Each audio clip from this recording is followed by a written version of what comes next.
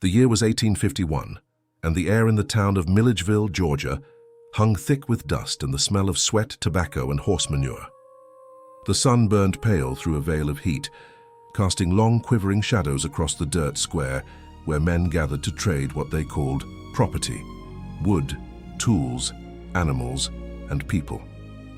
Voices echoed beneath the warped awnings, laughter, shouting, the slap of a hand on bare skin as buyers inspected flesh like cattle. Somewhere a baby cried. Somewhere else a man laughed too loudly, as though to drown his own disgust. At the edge of the crowd stood a boy no taller than a man's hip. He wore only a rough burlap sack that barely reached his knees. His shoulders were thin, bones pressing against the cloth, and his head seemed slightly too large for his small body. His limbs were twisted, not grotesquely, but enough to mark him as different, enough to make the buyers look twice and then smirk. The auctioneer called him the Runt, chuckling as he raised his stick to show the boy off like a broken tool someone might take for scrap. 8 cents, a voice said lazily. The crowd laughed. Hell, he ain't worth that, another called. But the first voice belonged to a man whose name everyone in that county knew: Horace Whitfield, owner of the Red Creek plantation.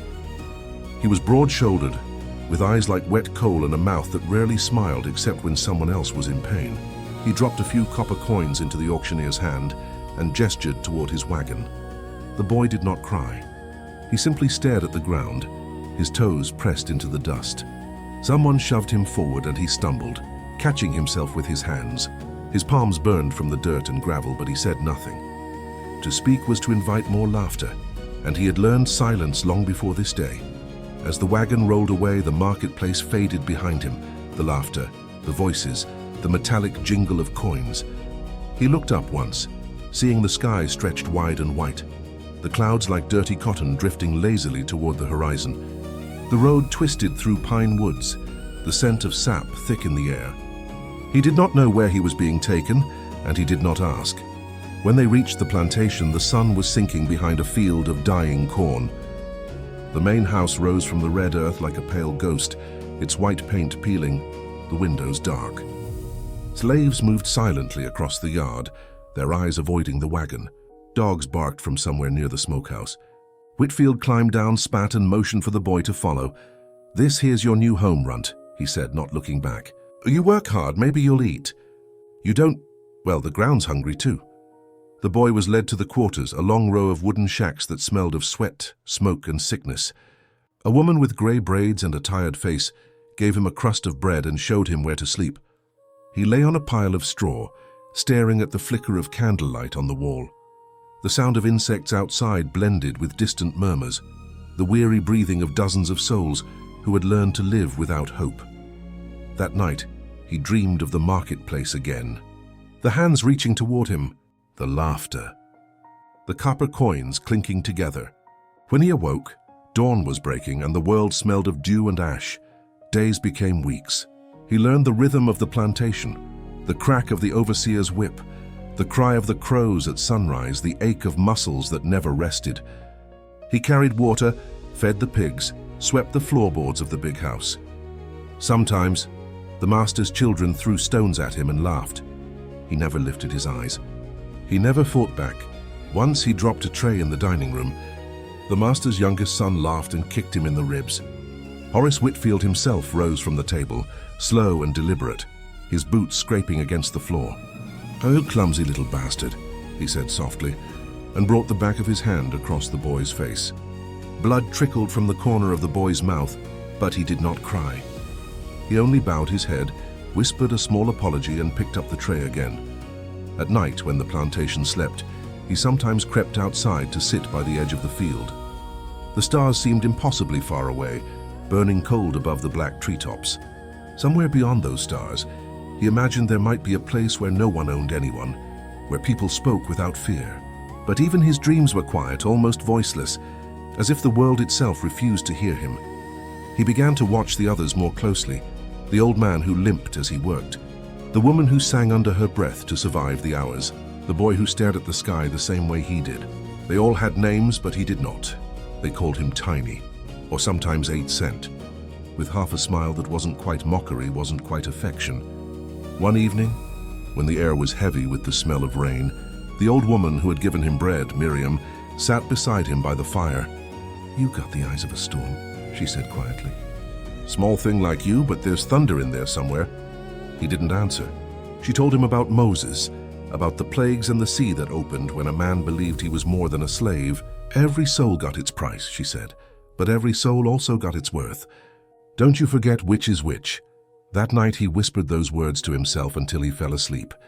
For the first time, something like a seed took root in him. Something dangerous, something alive.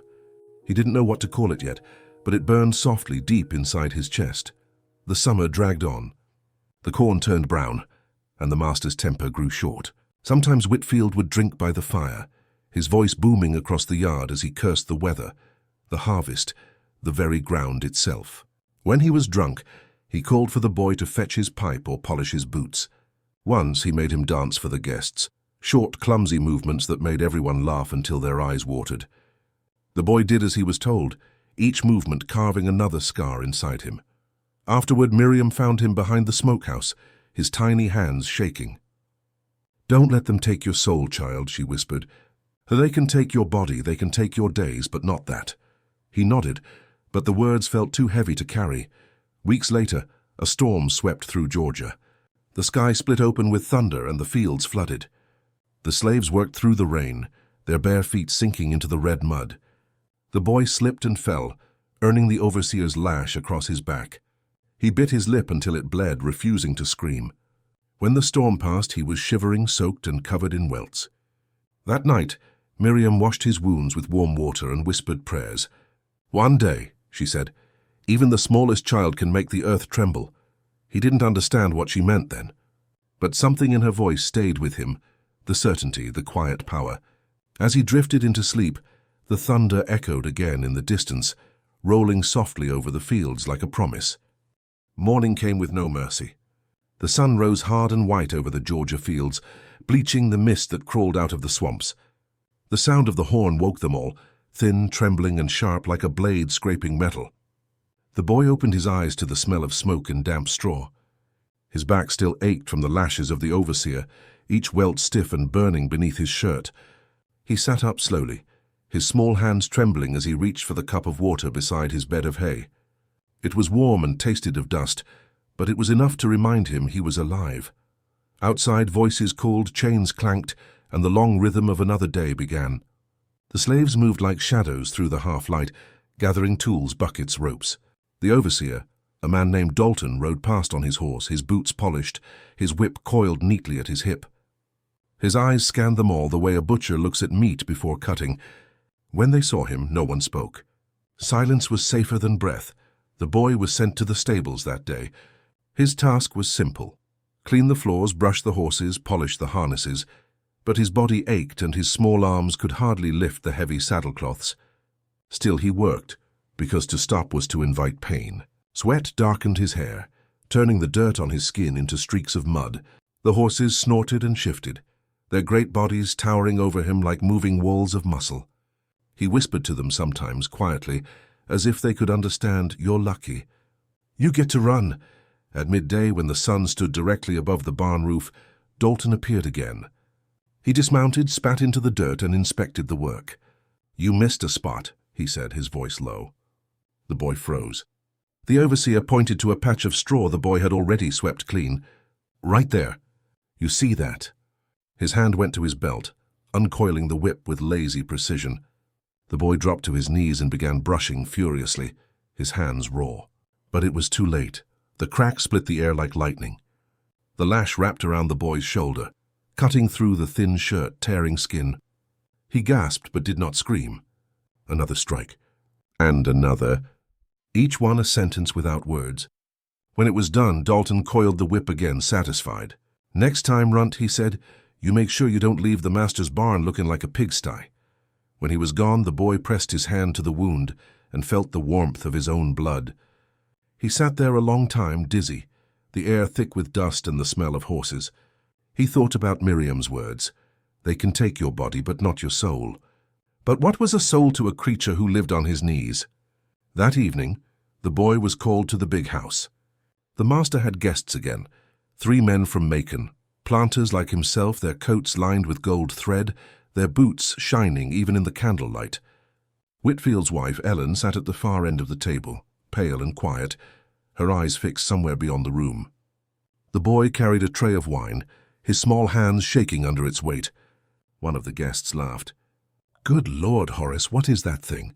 Whitfield grinned, his teeth yellow beneath his mustache. 8 cents, he said proudly. "Got him cheap." "Best bargain I ever made," the men roared with laughter. The boy stood there still as stone, staring at the tablecloth so he wouldn't have to see their faces. "Does he talk?" one of them asked. "Barely," Whitfield replied. "Ain't got much to say." The guest leaned down, his breath heavy with whiskey. "Boy," he said, "what would you do if you were free?" The question hung in the air like smoke. The boy opened his mouth, but no sound came out. The man chuckled and sat back.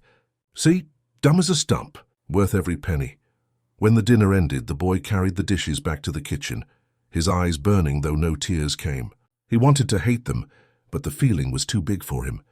Hate was a fire, and he was still only smoke. Later that night, he went to the quarters. Miriam sat by the fire, her face glowing in the dim orange light. "Child," she whispered when she saw him, "they hurt you again." He nodded. She took his hands and turned them over. "You still got life in them. Don't you forget that." "I wish I was dead," he said, his voice barely more than a breath. Miriam looked at him sharply. "Don't you ever speak death over yourself, boy. That's what they want. You keep breathing till God says you don't." He stared into the fire. "Why won't he stop them?" "Because he's watching," she said. "Because maybe he's waiting for one of us to do something first." Her words echoed in his mind long after she left. Maybe he's waiting for one of us. The following week brought the harvest, and with it came exhaustion that swallowed every living thing. The air turned heavy and wet. Insects screamed in the trees. The fields shimmered beneath the heat like they were on fire. The boy worked from dawn until the stars rose, his back bent, his breath shallow. His small body moved mechanically, like a clock wound too tight. Once, while carrying a bucket of water to the workers, he tripped on a root and spilled half of it. Dalton appeared out of nowhere, his shadow falling over the boy like a curtain. "Can't even carry water?" he snarled. Before the boy could answer, the whip struck again. Pain exploded across his back, but he didn't fall this time. He just stood there trembling, gripping the handle of the bucket until his knuckles turned white. "Look at me," Dalton barked. The boy looked up. For the first time, he met the overseer's eyes. There was no defiance in them, not yet. Only something deeper, quieter, like a storm forming beneath the horizon. Dalton frowned. "You got something in your stare I don't like," he muttered, then shoved him aside and walked away. That night lightning flashed far in the distance. The storm never reached the plantation, but the boy lay awake, listening to it roll across the land. He imagined the sound as a great hand tearing open the sky, punishing the world for its cruelty. He wondered if such a storm could come for men like Whitfield. In the following days, something began to change in him. His fear did not vanish, it hardened. It became something else, something sharper. When the master's sons threw stones, he no longer flinched. When the overseer shouted, his heart did not race. He felt nothing, nothing but the quiet pulse of anger buried deep in his chest, like an ember that refused to die. One evening, as the sun fell red behind the trees, he went to the edge of the swamp to gather firewood. The water was still, reflecting the sky like glass. Frogs croaked in the distance. He crouched beside the shore and saw his reflection, a small, thin face with eyes too old for its body. He picked up a smooth stone and threw it. The water rippled, and for a moment it looked as if his reflection was breaking apart. When he returned, he saw Whitfield's carriage near the barn. The master was arguing with Dalton, his voice rising. "You beat them too damn much. They can't work if they're half dead." Dalton spat in the dirt. "You want them lazy? That's your choice. But you don't pay me to be kind." Whitfield's eyes darkened. "I pay you to keep them alive. Remember that." The boy stood silently in the shadows, watching the exchange. Two monsters, each blaming the other for their cruelty. It struck him that both believed they were right. And in that moment, something inside him began to turn, to understand. Evil did not think of itself as evil. It thought of itself as order, as justice. That realization made him tremble more than any whip ever had. Weeks passed. The leaves turned brown and began to fall. Cold crept into the air, sharp and dry. One morning, Whitfield's eldest son, Caleb, found the boy cleaning the steps of the big house. "Pa says you don't talk much," Caleb said, tossing an apple from hand to hand. "That true?" The boy nodded once. Caleb grinned. "You think you're better than us." The boy said nothing. Caleb's grin faded. He threw the apple, striking the boy in the chest. "Answer me." The boy looked up slowly. "No, sir," he whispered. Caleb sneered. "Then why you look at me like that?" He stepped closer, his face red. "You keep those eyes down, runt." He shoved the boy backward. The boy stumbled, caught himself, and lowered his gaze. But deep inside, the ember glowed brighter. That night, Miriam found him outside again, sitting alone by the field. "You staring at that sky too much," she said softly. "You gonna lose yourself up there." "I just like the stars," he murmured. "They far away," she said. "But they see everything. Maybe one day they'll tell our story." He didn't answer. He was thinking of Dalton's whip, of Whitfield's laughter, of the way Caleb's eyes had burned when he shoved him. The stars looked peaceful, but he knew peace was just silence before thunder. Winter came early that year. Frost bit through the windows of the quarters. The fires burned low. Food grew scarce. The boy's body grew thinner, but his mind sharper. He began to watch everything, the way the keys hung from Dalton's belt, the path the dogs took when they were let loose, the sound the floorboards made in the master's hall. He did not yet know why he was memorizing these things, only that he needed to. One night, as he carried coal to the kitchen, he overheard the master speaking to his wife. "That boy," Whitfield said, "he gives me a chill sometimes. Like he's thinking too much for his size." Ellen Whitfield's voice was soft, tired. "He's just a child, Horace." "Children ain't supposed to look at me like that," the master replied. "'Tain't natural." The boy kept walking, the bucket heavy in his arms. He knew then that even the man who owned him was afraid of something he couldn't name. That thought warmed him in a strange, bitter way. That night the wind howled through the cracks in the walls. Miriam slept nearby, her breath steady. The boy lay awake, staring at the ceiling, listening to the creak of the boards, the drip of rain outside. Somewhere far off, thunder rolled again, softer this time, as if it were calling to him. He whispered to himself, his voice trembling but sure. One day, the ember flared, and though he did not yet know it, that small spark, the one buried under pain, silence, and fear, was already becoming fire. The summer of 1851 bled into autumn without warning. The air changed first, heavier, slower, filled with the smell of rotting leaves and damp earth. The days were shorter, the nights colder, and over the Red Creek plantation something unseen seemed to settle, like a shadow no one dared to name.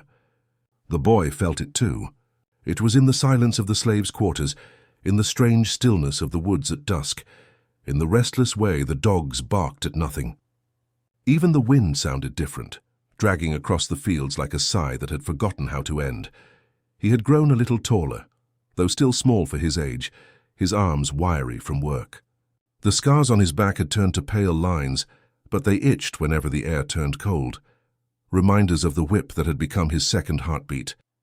Miriam still watched over him, but her voice had changed. She spoke less now, her body tired, her eyes lost in thoughts she never shared. "Evil don't sleep," she said one evening as they sat by the dying fire. "It just waits for the right night." The boy didn't ask what she meant. He already knew. Every night was the right night for evil here. Whitfield had grown more violent as the crops failed. The harvest had been thin, the corn black at the edges, and he blamed everyone but himself. The overseer, Dalton, had begun drinking from dawn, his temper quick and cruel. The slaves worked under skies the color of lead, their backs bent, their songs silenced. The plantation seemed to rot from the inside. Then came the night the moon turned red. It began as a whisper among the fields. Someone said the sky looked wrong, that the light had changed. By dusk, even Dalton stopped to stare upward. The moon was rising, swollen and crimson, hanging low above the trees like a wound that refused to heal. The air itself felt thick, alive, humming with something the boy could feel in his bones. Miriam clutched her shawl. "Blood moon," she whispered. "World's about to balance its scales." The boy didn't sleep that night. He sat outside the quarters, watching that strange red light spill across the fields. It painted the corn silver and the mud black, made the world look older, smaller, as if time itself had stopped breathing. He heard footsteps behind him, Dalton's voice slurred with drink. "What you doing out here, runt?" The boy didn't answer. Dalton stepped closer, the smell of whiskey rolling off him. "Think you can hide from work under God's bloody moon?" He grabbed the boy by the collar and dragged him toward the barn. "Master says you've been slacking. Guess it's time you learn what happens to lazy hands." Inside, the barn was dark, except for a thin line of moonlight cutting through the gaps in the wall. The boy stumbled, hitting his knee on the dirt floor. Dalton pushed him down and uncoiled the whip. The sound it made as it unfurled was like a snake waking. "You're small, but pain don't care," Dalton said. The first strike tore through the silence. The boy gasped, his voice breaking into the air, swallowed immediately by the echo of another lash. He lost count after the seventh. When it ended, he was on his knees, shaking, his breath shallow. Dalton wiped his mouth with the back of his hand, looking down at him with something close to disgust. "You break too easy," he muttered, then turned to leave. But the boy's hand reached out, weak, trembling, and caught the man's boot. Dalton froze. "Let go," he said. The boy looked up through a curtain of sweat and blood, his eyes bright and still. "One day," he whispered. Dalton kicked him hard in the ribs and walked out. The boy lay there for a long time, the red light creeping through the cracks, painting his wounds in strange color. He thought of Miriam's words, "Evil waits for the right night." Maybe this was it. Maybe tonight wasn't just another night to survive. Maybe the world itself was waiting for him. He dragged himself outside. The sky was burning with the red moon, huge and trembling. The wind had died. Even the frogs had gone silent. He could hear only his heartbeat, steady, loud and new. He went to the stream behind the quarters, dipped his hands in the cold water, and watched the blood drift away like threads of smoke. In the reflection of the water, the moon looked close enough to touch. That night he didn't go back to the quarters. He walked to the edge of the cornfield, where the ground turned soft with swamp mud. The air there smelled of iron and decay, but it was quiet. He sat down beneath a dead tree and stared at the sky until his eyelids burned. He remembered every moment, the laughter at the auction, the master's voice calling him 8 cent, the sting of the whip, the taste of dirt in his mouth. Each memory landed on his chest like a stone, and somewhere inside him something finally cracked. He didn't cry. He didn't rage. He just sat there until the numbness became clarity. The red moon wasn't a warning. It was a sign. The next morning no one spoke of it. The sun rose pale and sickly, as if ashamed of what it had seen. Dalton was nowhere to be found until noon. He stumbled from the woods, eyes red, smelling of drink. The slaves worked in silence, pretending not to notice the welt marks on the boy's back. Only Miriam looked at him differently, as if she saw the storm gathering behind his calm. That evening, Whitfield called everyone to the yard. He was furious. One of his prize horses had gone lame, and he wanted someone to blame. The boy was pushed forward. "You were in the barn last night," Whitfield said, his voice trembling with rage. "What did you do?" "Nothing, sir," the boy said softly. "Don't lie to me." Whitfield roared. He struck the boy across the face with his cane. "That animal's worth more than 10 of you." Blood filled the boy's mouth. The cane came down again and again. Miriam started to cry out, but Dalton grabbed her arm. "Let him learn," he muttered. The others stood still, their faces turned away. When Whitfield finally stopped, the boy was lying in the dirt, his breath coming shallow and fast. "Get him out of my sight," the master said, tossing the cane aside. Miriam carried him to the shack and wiped his face with a damp cloth. "You can't fight him, child," she whispered. "He'll kill you." The boy looked at her. His voice was hoarse but steady. "Then maybe he should try." She stared at him, frightened not by the words but by the calm behind them. "Don't let the devil talk through you," she said, her hands shaking. "You're just a child." He closed his eyes. Not anymore. That night he couldn't sleep. The sound of the whip, the laughter, the red moon, they all came back circling in his head like vultures. He thought of Miriam's stories, the ones about God, about justice, about freedom. Maybe justice didn't come from the sky. Maybe it came from hands. His hands, hours passed. The wind rose again, soft and restless. The moon, though pale now, still held a faint red ring, like an ember refusing to die. He sat up, his heart calm, his breath slow. He felt no fear, only purpose. He stepped outside. The night smelled of wet earth and old smoke. The plantation was asleep. Dogs barked once, then fell silent, as if they too could sense the stillness crawling through the dark. He moved past the quarters, past the barn, past the old oak where Dalton liked to rest his whip. Each step was quiet, certain. When he reached the big house, he stopped beneath the porch. The candles inside had burned low, their light flickering against the curtains. Somewhere in that house lay the man who had bought him for 8 cents, the man who laughed while others suffered, who called pain discipline and cruelty order. The boy stood there for a long time, listening to the soft creak of wood, the breath of the night, the faint sound of his own heartbeat. He didn't yet move, not yet. He was waiting for what he didn't know. Perhaps for the red moon to rise again. Perhaps for the last piece of fear inside him to fade away. Above him the clouds shifted. For a brief moment, the moon broke through again, bloody and full, washing the world in scarlet light. The boy looked up and smiled, a small, quiet smile that no one saw. Tomorrow would come. But tomorrow would not belong to the master.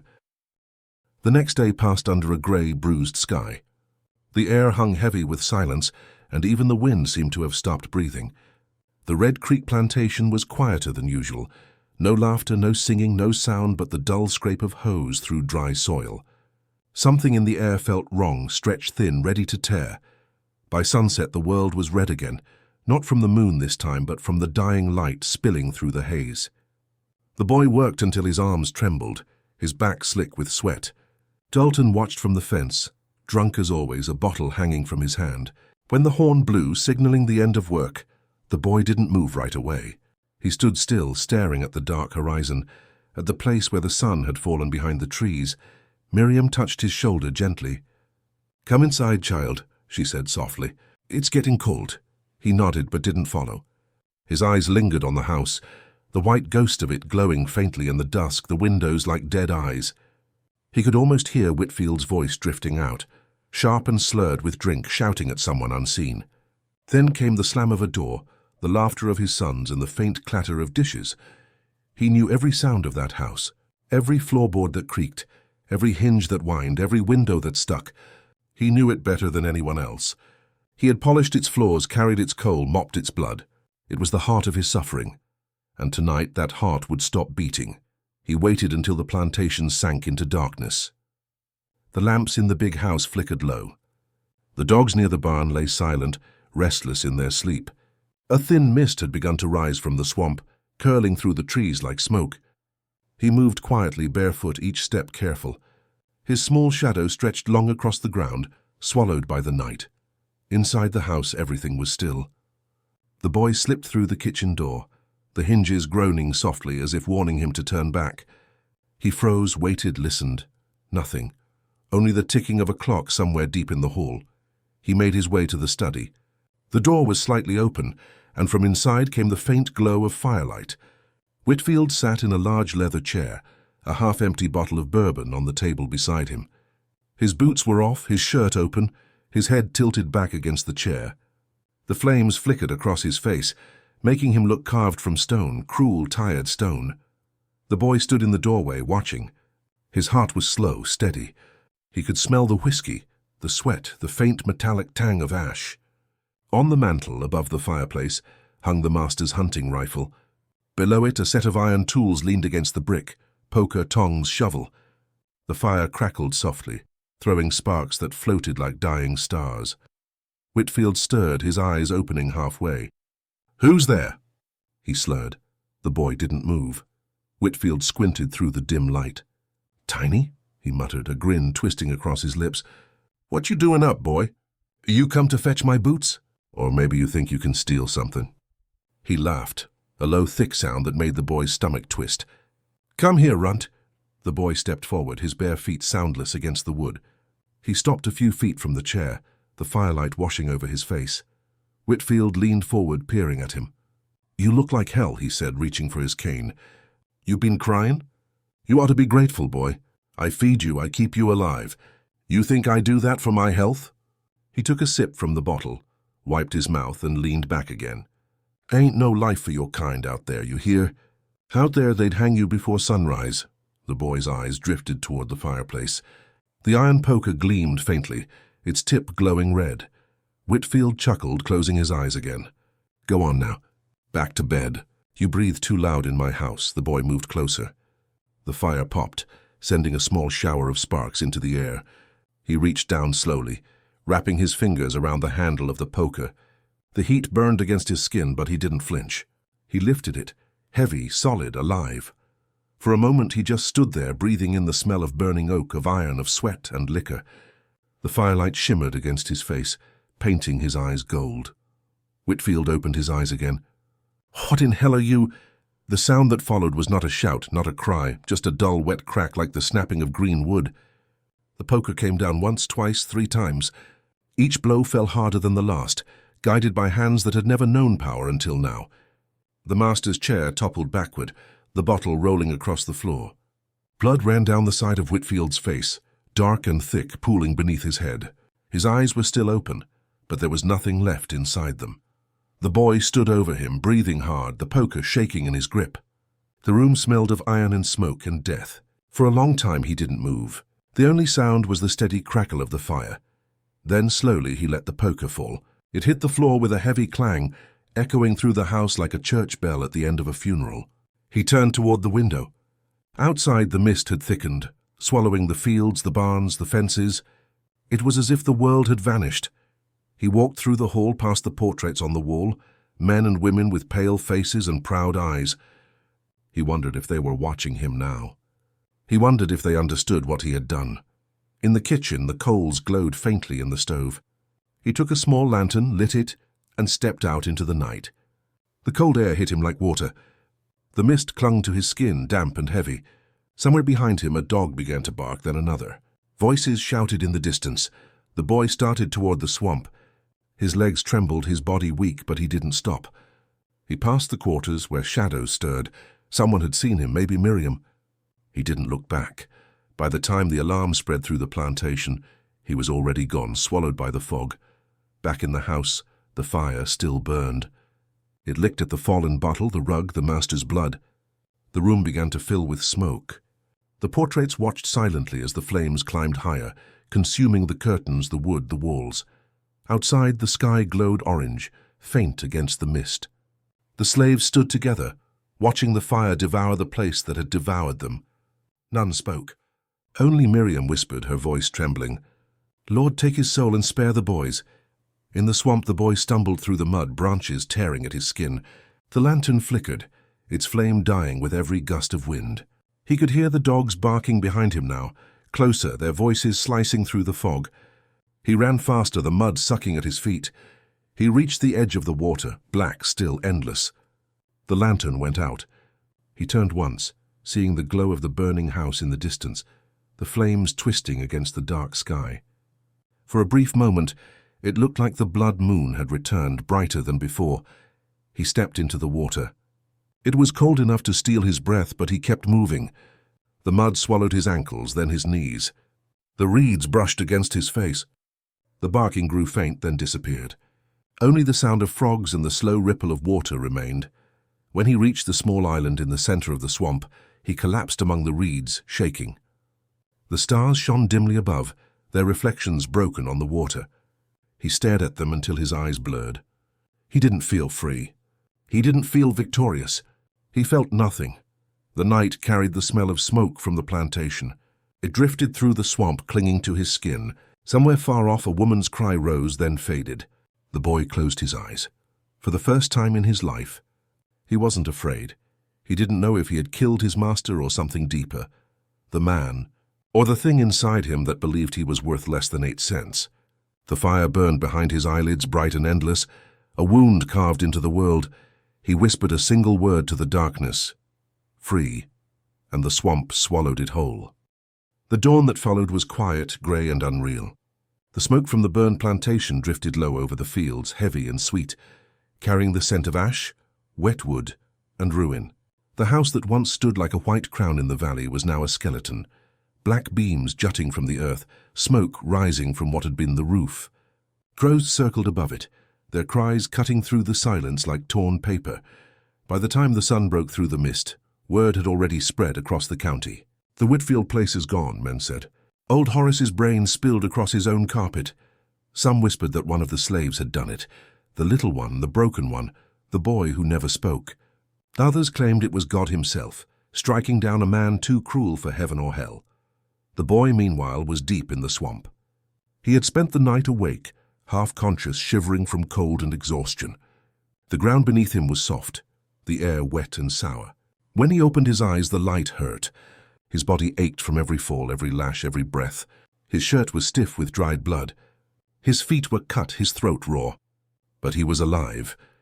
He drank from the dark water beside him and listened, the wind whispering through the reeds, the distant hum of insects. The dogs were gone now. The shouting had faded with the night. For the first time, he couldn't hear the overseer's whip or the master's voice or the creak of the big house floorboards. Only silence. He moved slowly, crawling at first, then limping between the cypress trees. The swamp stretched endlessly, tangled and shifting. Each step sank into the mud, sucking at his legs as if trying to pull him back. He didn't know where he was going, only that he couldn't stay still. By midday, the sky turned bright and merciless. The heat pressed against him, thick as cloth. He found a patch of high ground and collapsed again, his breath shallow. He thought of Miriam, of her whisper the night before the fire, her warning voice saying, "They'll kill you, child." He wished he could tell her she'd been right, that the boy she had known was already dead. The one lying in the mud now was something else. That afternoon, thunder rolled in the distance. Rain began to fall, slow at first, then heavy, drumming against the trees and water. He tilted his face upward, letting it wash the dirt and blood from his skin. The drops were cold, but they felt like mercy. He stayed there until night returned. When darkness came, he lit no fire. The stars were faint behind the storm clouds, the swamp alive with the soft hum of frogs. He thought about the world beyond this place, towns, roads, faces he had never seen. What did freedom mean for someone like him? Where could he go?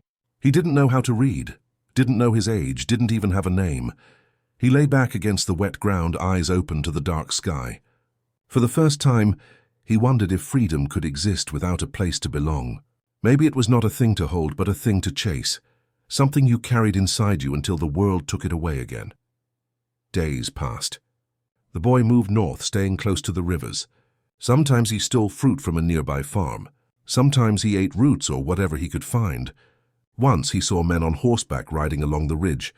Bounty hunters, maybe. He hid beneath the reeds until they passed. Each night he dreamed of fire, of the red glow spilling from the windows, of the sound of breaking glass, of Whitfield's face disappearing into smoke. But it wasn't fear that haunted him. It was the stillness that followed. The moment after the act when everything went quiet. The silence had felt like a new kind of sound. Weeks turned to months. The boy's body grew lean, his eyes darker, his hair longer. His voice changed, lower, rougher. He learned to walk silently, to listen before breathing, to tell when someone was near just by the shift of the air. The world outside the plantation was no kinder, only wider. Once near the town of Sandersville, he found a camp of runaways, 4 men, 2 women and a child, not much older than he'd been when they bought him. They stared at him, this half-starved stranger who appeared from the woods. He didn't speak at first, but when one of the men offered him a piece of bread, he took it slowly, his hands trembling. "Where are you from, boy?" the man asked. The boy hesitated. "Nowhere," he said. The man studied him, then nodded. "Then you same as us." They let him stay a few nights. Around their fire he listened to their stories. Chains, escape, hunger, fear. Each voice carried a wound shaped like his own. They called him 8, not knowing the truth of the name. He didn't correct them. One night, one of the women, an old one with silver hair, asked him quietly, "You ever going back?" He looked into the fire, the flames reflected in his eyes. "There ain't nothing left to go back to," he said. She nodded slowly. "Then you already free." He left them before dawn. Freedom, he realized, wasn't a place where you stayed. It was the road itself, the walking, the surviving, the breathing without asking permission. Years passed. The war came and went. Men in blue and gray died by the thousands. The country tore itself apart and the world changed. The Red Creek plantation was never rebuilt. Grass grew over the ruins and the swamp swallowed the rest, but the story did not die.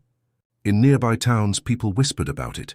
The night the master's house burned, the small figure seen running through the fields, the red moon above it all. Some said the boy had drowned in the swamp, that his ghost still wandered there when the water was low. Others said he had escaped north and lived to old age, free and silent, never speaking of what he'd done, and yet, every generation, someone claimed to have seen him. On nights when the moon turned red, hunters swore they saw a small shadow moving through the mist, too small to be a man, too silent to be an animal. Dogs refused to chase it, lanterns flickered and went out. The air turned cold, heavy with the smell of smoke and iron. They called him the 8-cent spirit. Children were warned not to wander near the old swamp after dark. "That's where the 8-cent boy walks," the elders said. "He's looking for those who forget." No one knew what he was searching for, forgiveness, peace, or just a way home. But those who swore they saw him all told the same thing. He didn't look angry, just tired. Time wore on and the land changed again. The fields became roads, the ruins buried beneath new soil. But when the moon rose red, the people of Georgia still spoke his name in whispers. Some believed he had been a murderer. Others said he was a messenger, the hand of justice that came when no one else would. And somewhere in the thick of the swamp, under the same sky, under the same stars, a soft wind moved through the reeds. It sounded like breathing, slow, steady, almost human. If you listened closely, it carried a single word across the water, fading into the night.